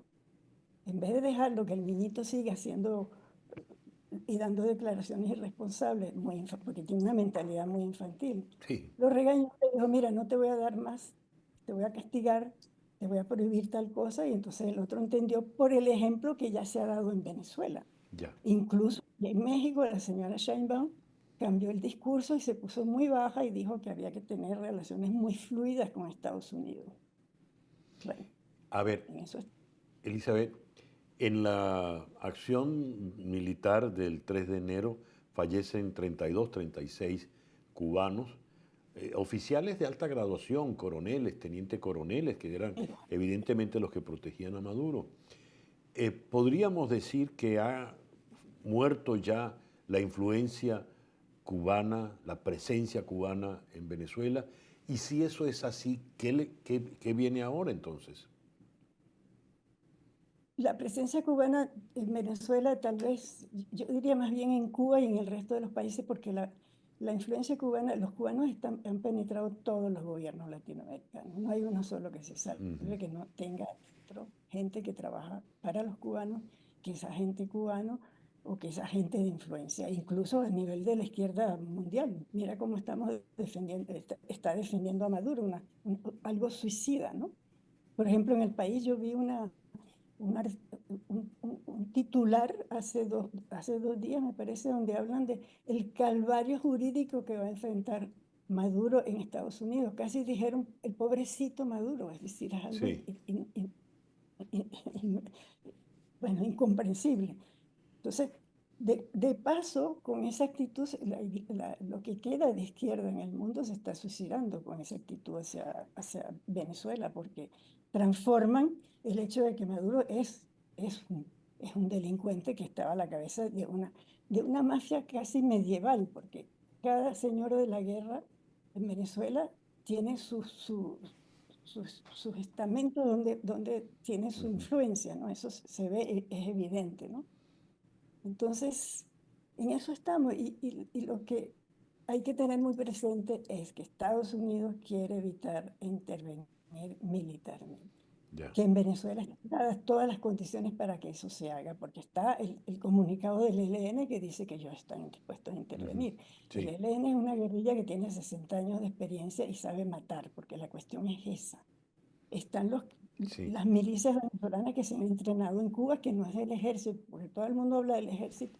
Yo creo que el ejército venezolano, fuera de los 2000 generales que tiene el ejército venezolano, que Estados Unidos, que es el primer ejército del mundo, tiene solo 750. Entonces, pero el resto del ejército yo los veo más bien como rehenes, están bajo el control. Cuando quieren hacer un tuit, parece que lo tienen que darlo a la jerarquía. Sí, Porque de todas maneras, si lo dan sin el permiso, como tienen todos los teléfonos controlados, se sabe que lo han hecho. claro. Sí. Yo veo al ejército venezolano más bien como un rehén del régimen, como es todos los venezolanos. Elizabeth, algunos analistas han visto, sobre todo después de que ese mismo 3 de enero el presidente Trump rebajase a María Corina Machado diciendo que no gozaba del respeto y la popularidad en Venezuela, muchos han visto que María Corina Machado queda por fuera. Ha puesto el presidente, ha reconocido a Delcy Rodríguez, el presidente Trump quiero decir, y dice en cada instante que el gobierno de Delcy Rodríguez está colaborando con él, aunque él es el que ha dicho que es el presidente interino de Venezuela. Realmente, ¿cómo ves tú a María Corina Machado en la actualidad y cuáles son sus posibilidades reales en este momento, Elizabeth? Yo creo que esa declaración de Trump, que yo todos los días trato de ver sus tweets porque me muero de risa con sus tweets, con sus ex. Era una forma de tener el apoyo inmediato del chavismo interino. Es decir, ellos decían, bueno, ya, él ya no quiere a María Corina, nos libramos de ella. Eso fue algo que se necesitaba en los primeros días y funcionó. Por otra parte, yo creo que la ha protegido de no meterla en este embrollo y ponerla, porque tenía forzosamente que, si ella formaba parte de eso, tenía que decir, negociar de alguna forma con la señora Delcy Rodríguez. Yo creo que le dio una protección y eso le ha permitido a María Corina desarrollar toda una serie de contactos de tipo internacional, demuestra al mundo lo que es ella, que es una persona que quiere, como yo digo, no tiene nada que ver ni con la derecha ni con la izquierda, sino quiere que vuelva Venezuela a una normalidad decente y no a un país que trafica y que hace todo de manera ilegal, es decir, hasta el oro lo trafica, todo lo hace de manera ilegal. Es decir, sencillamente quiere que su casa funcione bien, como querría toda dueña de casa. Me parece que ese espacio que se le está dando a María Corina es muy provechoso para organizarse, para demostrarle al mundo lo que es, que ya se está demostrando lo que es eso que se llama un gobierno que hubo en Venezuela desde que llegó Chávez al poder hasta que Maduro. He dicho sea de paso, todo el mundo funciona con la antipatía hacia Trump. Yo en ese sentido no tengo sentimientos, sino ver cuáles son los resultados. Cuando Obama hizo el operativo que liquidó a Bin Laden, nadie protestó y lo liquidó. Pero Biden dio el aval para que liquidaran en Irán, además, al Baisiri. Nadie protestó. Cuando liquidaron a Gaddafi, bajo Obama, nadie protestó. Ahora rescatan a un señor que es un gran delincuente y lo ponen ante la justicia. Y el señor, con todo lo que ha robado, puede pagarse los abogados más caros de Estados Unidos. Y eso no es reconocido. Entonces yo creo que tenemos que llegar a una especie de racionalidad para analizar el caso, como ese de Venezuela, que es de una gran complejidad. Y por eso va a transformarse en un caso de estudio histórico muy importante en el futuro. Al mismo tiempo que Venezuela se está constituyendo con la figura de María Corina y con la forma como la oposición ha luchado por elecciones libres, por una salida electoral y no violenta, en un ejemplo, porque esto tiene que llegar a un término. Esta delincuencia leninista tiene que ponérsele un término, porque es un peligro para el mundo entero, no solamente para Estados Unidos. Y eso lo deberían comprender. Por ejemplo, actualmente en Francia de repente descubren que el tráfico de drogas, que de una forma histórica, yo diría, se hacía en Marsella y eso estaba supeditado a ese espacio y la policía sabía que ahí era donde tenía que trabajar. Ahora descubren que es toda Francia. está Sí. inundada.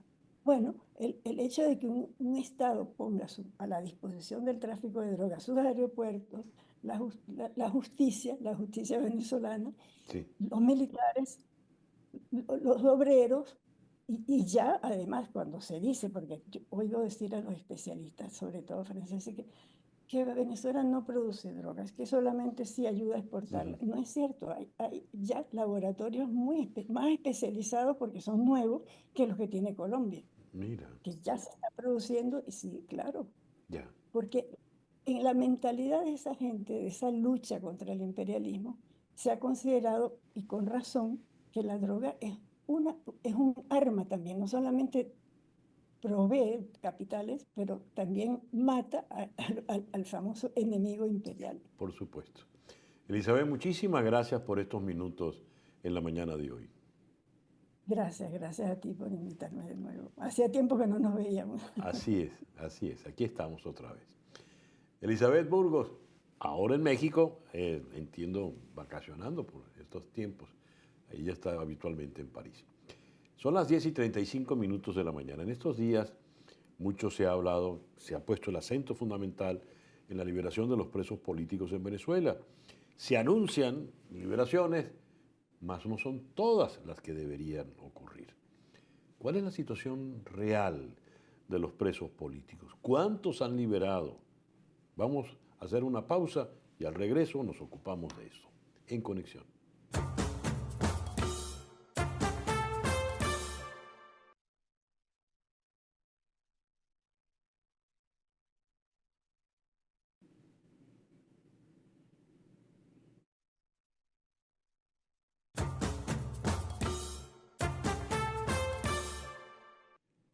Son las 10:43 de la mañana, hora del este, aquí en Estados Unidos. Leo lo siguiente.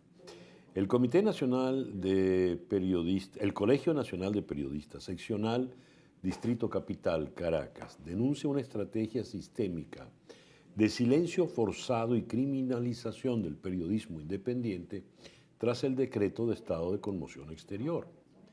Del 3 al 11 de enero, es decir, desde el día del bombardeo en Caracas y la extracción de Maduro hasta el pasado domingo, el Colegio Nacional de Periodistas había contabilizado 16 detenciones arbitrarias, incluyendo a 13 corresponsales extranjeros, 15 deportaciones de prensa internacional, cierre de la emisora Impacto 105.5 FM en el Táchira, 16 revisiones forzadas de equipos y celulares.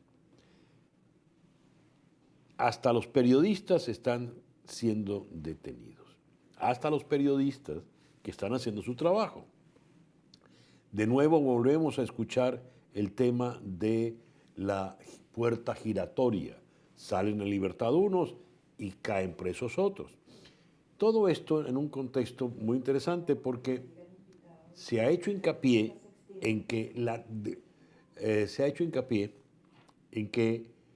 el proceso de transición tiene que tener legitimidad política y esta solo la va a brindar la libertad de los presos políticos. Según el Foro Penal, al menos 56 excarcelaciones de presos políticos desde el 8 de enero. Se habla, dice Alfredo Romero, 55 presos políticos excarcelados. El gobierno habla de 116 excarcelados, pero no publica nombres. Y otro detalle, aparentemente entre las excarcelaciones, hay presos comunes. ¿Cuál es la realidad de lo que está pasando con los presos políticos? Vamos a conversar esto en Caracas con Oscar Murillo, quien es el coordinador general de la ONG Provea. Oscar, muy buenos días. Muchísimas gracias por atendernos en el programa de hoy. Muy buenos días, César Miguel. Un gusto estar contigo analizando esta situación tan preocupante y que genera mucha más angustia en los familiares y el entorno más cercano a los presos políticos en Venezuela. ¿Cuál es la realidad en este momento cuando tú y yo estamos conversando? Bien, nosotros en este momento tenemos que la cifra corroborada por Provea es de 74 personas excarceladas. hasta hace 10 minutos que hicimos la última verificación. Eh, el gobierno ha anunciado que, digamos, el Ministerio de Servicio Penitenciario ha informado de 116 excarcelaciones. Y tenemos, digamos, consolidando cifras de Foro Penal, Justicia, Encuentro y Perdón, Provea, sabemos que estamos hablando de más de 900 personas que están detenidas por razones políticas en Venezuela. Por lo tanto, esta cifra, César Miguel, está apenas rondando por el 10% de las personas que han vivido un encierro arbitrario injustamente pues, durante estos meses y en el contexto postelectoral venezolano. Nosotros lamentamos mucho que la brecha que existe entre el anuncio de Jorge Rodríguez, presidente del Parlamento venezolano, y lo que es la realidad. Yo acabo de llegar de una concentración muy enérgica, con muchísimos actores sociales que se está dando en este momento en la Plaza del Rectorado de la UCB, y el clamor popular, el clamor nacional, que yo creo que no solamente está en Venezuela, está en buena parte del mundo, es que, como tú dices, esto debe materializarse. En la medida que se sigue trancando estas excarcelaciones, estamos revictimizando a las víctimas de la represión y, por supuesto, a su entorno familiar. Y no es verdad, no es verdad que esto es una concesión del poder. Para Provea es importante dos cosas sobre el tema de las excarcelaciones. Primero, exigencia de justicia. Esto es una exigencia de justicia. Todos estos venezolanos fueron detenidos arbitrariamente por expresar una opinión distinta al régimen venezolano. Y en segundo lugar, reivindicar de verdad la valentía y el coraje de la familia que, pese al miedo y de la represión que no ha frenado en Venezuela, siempre se mantuvieron en las calles exigiendo justicia, memoria y reparación para sus seres queridos. ¿Por qué no se produce la liberación real de esos 116, de esa excarcelación? Porque aquí no hay liberación alguna. ¿Por qué no se procede más allá? No se llega a lo que muchos desean, que es la amnistía general. Si habida cuenta, Marco Rubio, secretario de Estado, Donald Trump, hablan de la libertad de los presos políticos. Bueno, nosotros tenemos dos razones fundamentales que pudieran explicar esto que está pasando, es decir, el retraso en las excarcelaciones. En primer lugar, siempre, César Miguel, no es un secreto para nadie, ha habido un sector gubernamental que siempre se ha opuesto a las excarcelaciones. En su momento, creo que en tu programa una vez lo dije, aún queriendo Maduro liberar presos políticos, no pudo hacerlo. Incluso no lo pudo hacer con los presos colombianos, a pesar de la mediación y de la cercanía que pudo haber tenido el presidente Gustavo Petro de Colombia con el gobierno colombiano. Es decir, siempre ha habido esa tranca porque son procesos de negociación, son tensiones, porque para un sector gubernamental, un preso político es un rehén y también es un mensaje a la sociedad. Mira lo que te va a pasar si no te comportas de acuerdo a la narrativa oficial. Eso hay que dejarlo claro y yo creo que eso ha estado pasando en estos días de muchas tensiones. La segunda razón que nos hacen llegar personas de la defensa pública, gente que de alguna manera está a favor de esta excarcelación masiva y que se produzca de una vez por todas, tiene que ver con el shock, ¿no?, que generado en la madrugada del 3 de enero. Muchos jueces pues no aparecen, orden contra orden, desorden burocrático, desorden administrativo.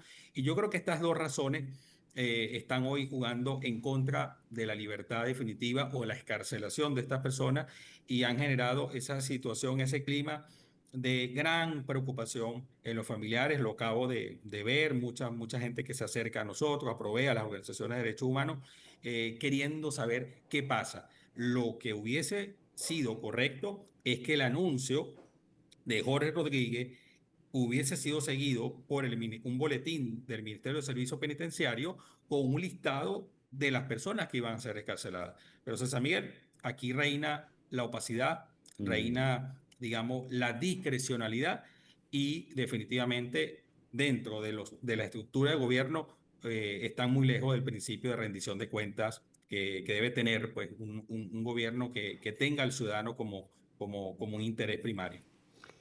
Oscar, por lo que te estoy escuchando, podríamos decir entonces que nada ha cambiado del 3 de enero a este día, a este hoy. Bueno, el análisis que nosotros hacemos, César, es que la madrugada del 3 de enero yo creo que ocurre un hecho que genera un precedente grave para la región y cambia las dinámicas de fuerza. Estamos viendo, creo que los días de la reconfiguración del poder. Yo mismo lo decía, así como tuvo Maduro complicaciones para liberar presos políticos en su momento, porque formaban parte de quien controla tal preso político, bueno, pareciera ser que esas tensiones siguen vigentes con Delcy Rodríguez a la cabeza y que nos iba a demostrar la fluidez de estas excarcelaciones o no, cómo estaba sintiéndose esas tensiones. Yo creo que nosotros estamos ahorita en un momento distinto, no cambia la configuración de poder, pero estamos ante la gran pregunta, César, ¿en cuál transición estamos? Si esto camina hacia un proceso, digamos, un modelo autoritario más sofisticado, más potable ante los Estados Unidos y buena parte del mundo, o definitivamente esto nos puede encauzar a lo que queremos todos los venezolanos, que es el proceso de reinstitucionalización que nos permita retornar a la democracia. ¿Qué podemos esperar en los próximos días en medio de este balance tan poco auspicioso, este balance tan negativo? ¿Qué podemos esperar? Porque hay presos emblemáticos, Oscar, Rafael Tudares, Claro. Roland Carreño, por decir algunos, los policías metropolitanos, por ejemplo. ¿Qué podemos esperar? Creo que allí, así como he remarcado, César Miguel, que las excarcelaciones deben verse como una exigencia de justicia en primer orden, allí estaremos viendo si esto que tú acabas de mencionar, entre otros más, Perkins, por ejemplo, se me viene a la mente ahorita, estaríamos hablando entonces de verdaderos gestos políticos.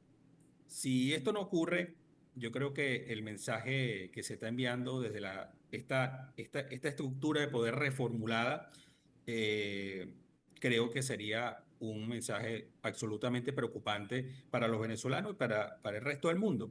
Desde Provea, nosotros queremos insistir y aprovechamos este espacio para decir lo siguiente. Los acuerdos a los que llegue la Casa Blanca con Miraflores, y hemos visto que se privilegia por ahora lo energético, lo petrolero, y quizás vamos a ver algunos temas en el orden migratorio. Definitivamente son importantes, nosotros no vamos a restar la importancia a ellos, pero advertimos, son insuficientes para abordar la integralidad de la profunda crisis que atraviesan los venezolanos. Para atender y para que el país realmente tenga respuesta hay que atender a los venezolanos, hay que escuchar la voz de los venezolanos. Y eso no está ocurriendo. Los intereses del Departamento de Estado de Estados Unidos pueden ser unos, no necesariamente son los intereses de la sociedad venezolana que quiere cambio político y quiere una transición democrática.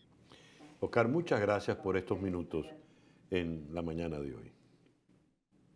Feliz día, César Miguel. Gracias. Oscar Murillo, el director de la ONG Provea, nos habló desde Caracas. Y a las 10:54 vamos entonces con nuestro comentario editorial. Para los venezolanos, el año 2026 no comenzó en la medianoche del 31, no comenzó con el primer minuto del 1 de enero, sino comenzó con los primeros minutos del día 3. Cuando arrancaba ese sábado 3 de enero, la ciudad de Caracas por primera vez fue bombardeada por fuerzas militares de los Estados Unidos. Los caraqueños se levantaron en un sobresalto total. La noticia corrió por todo el mundo. Y el estupor para algunos, el pavor para otros y la felicidad para muchos otros fue cuando Donald Trump publicó en su red Truth Social que habían capturado, como se captura, como se refiere a la detención de los criminales, a Nicolás Maduro y a su esposa Cilia Flores, la primera dama o la primera combatiente, como ella gustaba llamarse, o combatienta, como ahora la llama, Delcy Rodríguez. Por lo que hemos conversado en la mañana de hoy, por ejemplo, en la conversación puntual con Oscar Murillo, poco ha cambiado la situación en Venezuela después de esa captura. Ciertamente el país está en otro periodo. El país tiene una variante fundamental. Por primera vez han puesto preso a quien estaba sentado en la silla de Miraflores. Pero en la práctica la situación no ha variado. Continúa un régimen de terror. Continúan las puertas giratorias, continúan los presos políticos. El día 3, el presidente Donald Trump a las 11 de la mañana dio una rueda de prensa donde minimizó el rol de María Corina Machado. No goza del respeto ni de la popularidad de los venezolanos, dijo él, desconociendo, para indignación de muchos, todo lo que ha hecho María Corina Machado. Y habló muy bien de Delcy Rodríguez. De manera tal de que, curiosamente, la dinámica política de los venezolanos en este momento está entre dos mujeres, María Corina Machado y Delcy Rodríguez. En España, el diario El País de Madrid publicó días atrás un reportaje donde hablaba de los afanes de María Corina Machado para no quedar fuera del juego político actual. Y ahora el diario ABC, también en Madrid, publica otro artículo con un matiz distinto. Los afanes de la señora Delcy Rodríguez para no quedar fuera del juego político en la actualidad. El ABC ha titulado, con la firma de David Andalete, la pugna entre Delcy y María Corina para conquistar a Trump. La señora Machado viene de una visita muy importante al Vaticano, donde se reunió en privado con el Papa León XIV. Y nos dicen que se reunirá ahora con Donald Trump. Por lo pronto, Delcy Rodríguez, con el fantasma de Cipriano Castro sobre su cabeza, no puede salir de Venezuela o no se atreve, y en todo caso Trump no parece que la va a ver. Leo aquí el cierre del artículo en el ABC. Washington no ha cerrado la puerta a una transición liderada fuera del aparato chavista. Para Delcy, la imagen de Machado en el despacho Oval es una amenaza directa a su estrategia de supervivencia política. Ahora es que esto empieza. El reloj indica las 10:59. Y este miércoles en Conexión tenemos la Fed o Banco Central de los Estados Unidos contra la pared. Y seguimos, por supuesto, hablando de Venezuela. Esto es En Conexión. Gracias, pues, por permitirnos estar allí. Tengan todos el mejor día posible.